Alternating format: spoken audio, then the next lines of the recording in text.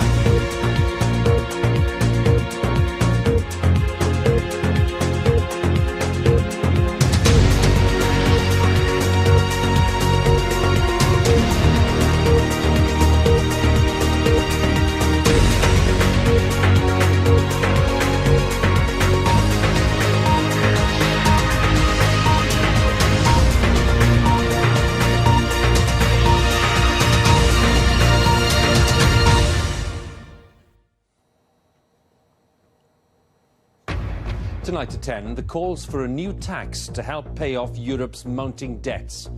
The tax would be levied on financial transactions. The idea comes from the man who leads the European Commission.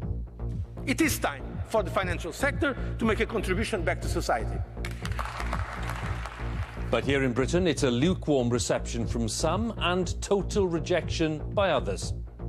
We are going to be stuck with a bill in order to prop up a currency which we decline to join.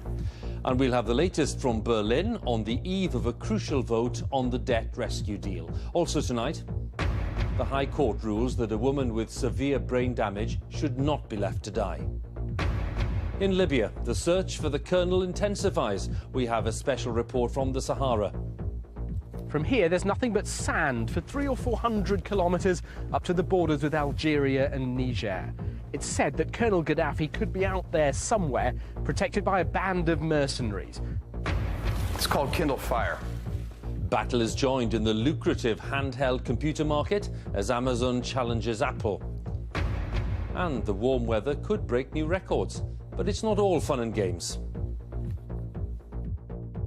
And later on the BBC News channel, I'll be here with all the sport, including the goals from tonight's Champions League matches involving Arsenal and Chelsea.